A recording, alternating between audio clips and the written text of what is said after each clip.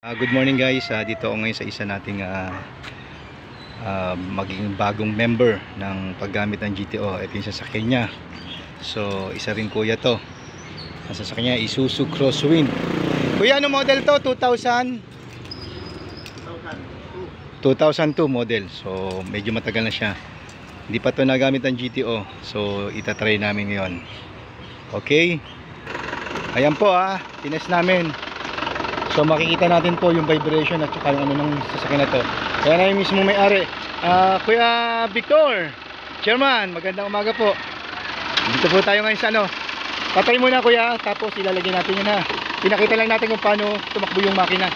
Yan. Okay, the moment of truth. Ilalagay natin ang bagong GTO. Yan po, medyo nabubulo pa. Yan, itetest niya po ang langis. Kuya, check first ang langis kung nagbago ba o nagkulang, para pwede natin itap up ng kahit anong klaseng langis na model para dyan sa iyong sasakyan.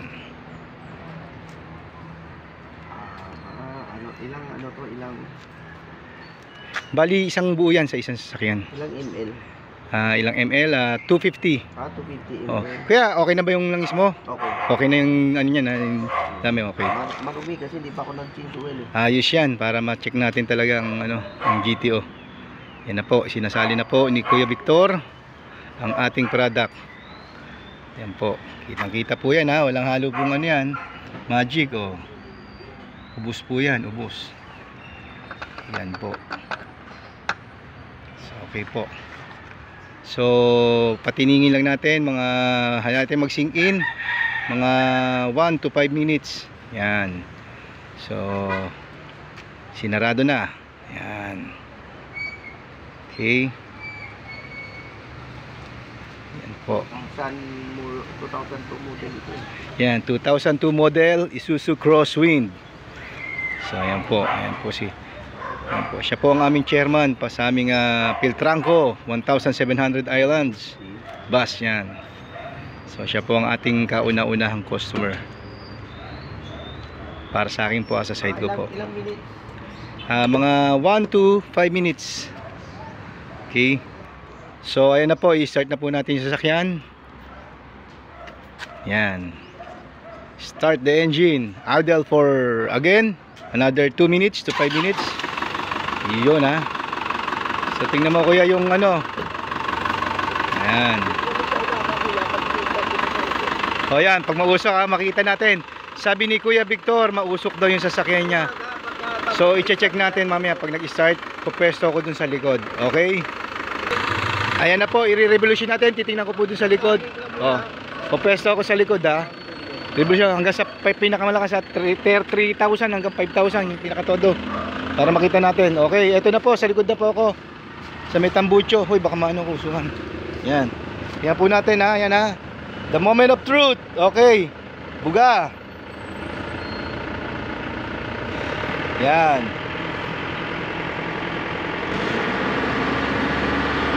Yan kita nyo, may usok po lumalabas. Kitang-kita po yan. Okay. Yan puro usok.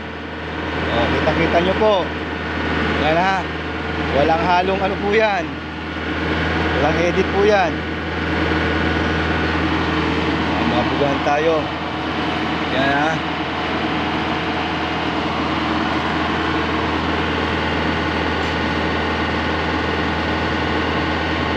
sige kuya, diretso.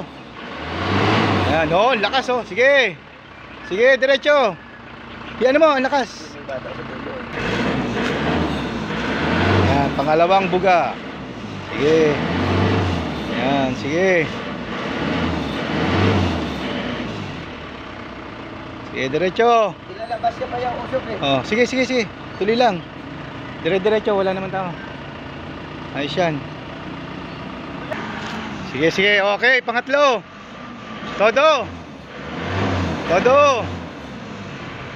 Doon kayo tayo sa tulay.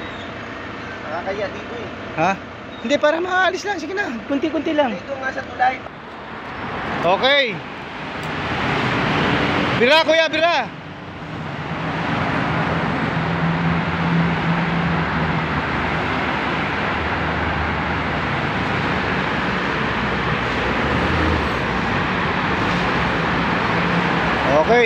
Ayan na oh.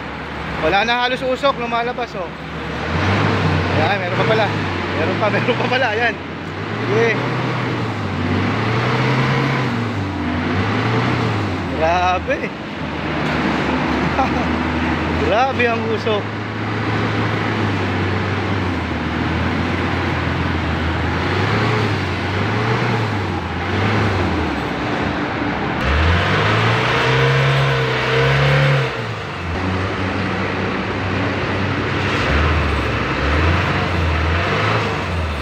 Yan, tinetest niya.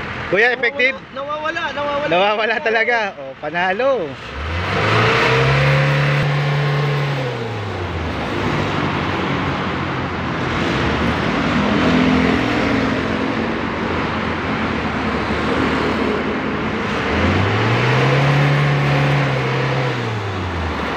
Ayan, nababawasan na unti-unti. Ayan po, paunti na lang yung usok. Ayan o, kita nyo ha, kanina kung gano'ng kalakas ang usok.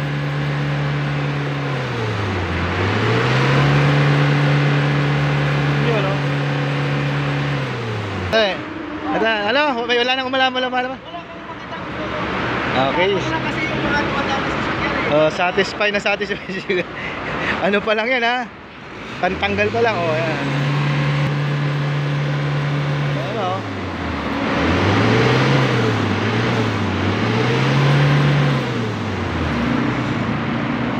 Yung unang talagang bugal lang usok eh. Ngayon, pawala na. Pag tumatakbo, mawawala na yan. Oo, wala ka na makita. Samantalang dati pagka minor. Oo. Ito yung mga binubugan niya pag minor. Okay. Ngayon talagang siya. Wala ka naman.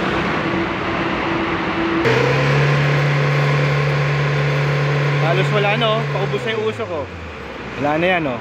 Agad na yan. Lalo na mamaya, wala na yan. Lalo na mamaya. Panalo ba? Wala na talaga. Saka gumandang hatak. Talagang parang bago yung dala ko eh. Okay, bravo. Ikot kami ha. Okay, ikotan tayo. Ayan, ikot lang kami ni Kuya ha. So, panalo. GT ho. Ayan. Talaga, effective. Effective, ayan ha. Yan o, ganda ng hatak niya no. So, kamusta ang vibration? Gumanda? Ganda ng hatak niyo. Manda raw ang hatak. Parang hirap akong patakbuhin to eh. Ngayon, gaganda. Effective talaga. Effective. Actually, kailangan talaga gamitin yung yung sa unang treatment yung tatlo. So, medyo kapas pa sa budget. So, okay lang yan. Sa susunod, gamitin natin yung parang bago. Parang bago daw oh. Gagamitin yung sealant at saka yung yung carbon deposit cleaner. Kailangan magamit yung Kuya para lalong gumanda yung sasakyan mo. Ano pa lang ito? Yan oh, ganda na ng hatak ko. Parang akala mo bagong matic ito eh. Di ba? Kita mo, wala kanina kakarag-karagin tunog eh. Ngayon gumanda yung makina oh. So ayan po, isa pong patotoo yan ha na parang hindi isusun dinadrive ko eh, parang Fortuner na matic eh. Fortuner na matic nang dinadrive niya, hindi na isuso. So ganun kaganda. Iano natin to kay Kuya diyan sa mga kaibigan natin. Wala nang usok, tingnan mo sa likod. Wala na. Tanggal na sigurado 'yon Kuya. Yan ang ganda ng hatak ko. Punta tayo kay Kuya Yan. Yung motor ko hindi naman makatakin doon Ayan, okay. The moment of truth. Salamat GTO. Panalo. Balikan ka namin.